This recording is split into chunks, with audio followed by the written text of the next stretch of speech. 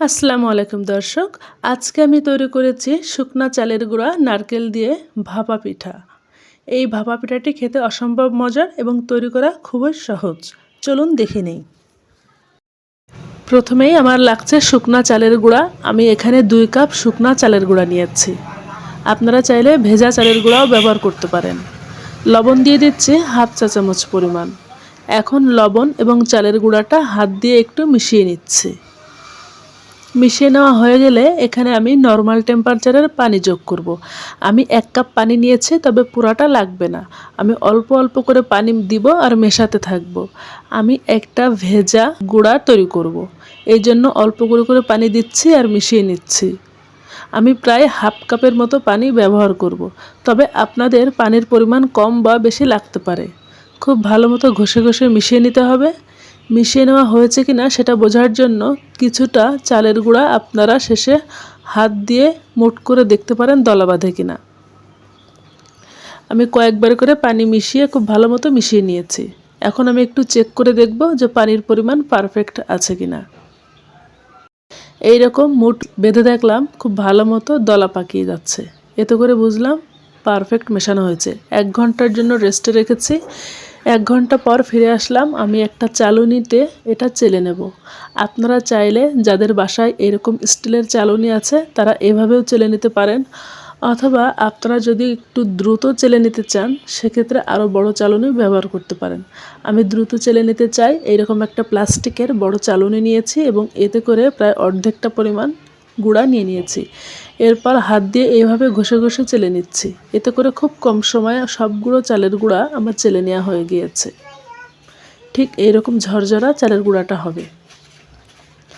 এই যে সবগুলো চালের গুঁড়া চেলে নেওয়া হয়ে গিয়েছে। এখন পিঠা তৈরি করব। নিয়ে নিচ্ছি খেজুর গুড়, ছোট ছোট টুকরা করে নিয়েছি এবং নারকেল কোরানো। আমি খেজুর গুড়টা গ্রেটারে গ্রেট করে নিয়েছি। এখন একটা প্লাস্টিকের বাটি নিয়েছি। আপনারা যে কোনো বাটিতে পিঠাটা তৈরি করতে পারেন। প্রথমে সামান্য পরিমাণ শুকনা চালের গুঁড়া দিয়ে দিয়েছি বাটির ভেতরে। এরপর সেই ভেজা যে তৈরি করা চালের গুঁড়া সেটা দিয়েছি অর্ধেক। এরপর কিছু নারকেল কোরানো এবং কিছু গুড় দিয়ে দিচ্ছি।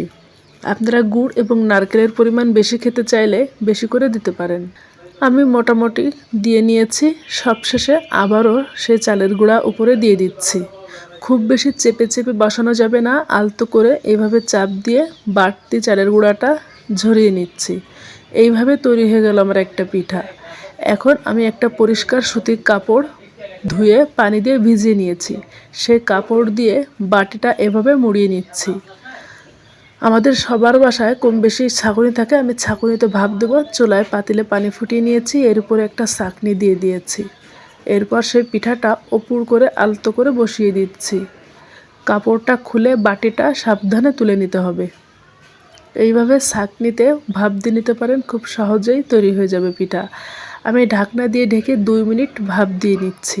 2 মিনিট পর আমি ঢাকনাটা তুলে একটু সাবধানে পিঠাটা তুলে নিচ্ছি। যেহেতু গরম আছে একটু সাবধানে তুলে নিতে হবে এবং সাথে সাথে আরও একটা পিঠা এইভাবে বসিয়ে দিচ্ছি। আপনারা চাইলে আরও বড় স্টিমারে একসাথে 2-3টা পিঠা ভাপ দিয়ে নিতে পারেন, তবে আমি আজকে সহজ পদ্ধতিতে দেখাচ্ছি। এইভাবে ছাঁকনিতে 2 মিনিটেই একটা করে পিঠা হয়ে যাবে। সবগুলো পিঠা আমি এইভাবে ভাপ দিয়ে তৈরি করে নিয়েছি। এখন পিঠাটা আমি খুলে দেখাচ্ছি।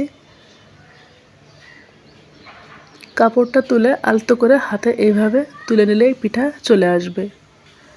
দেখতে কত সুন্দর হয়েছে। আর এই শীতে আপনারা সবাই ভাপা পিঠা কম বেশি পছন্দ করে থাকেন এবং বাসায় এভাবে তৈরি করতে পারেন।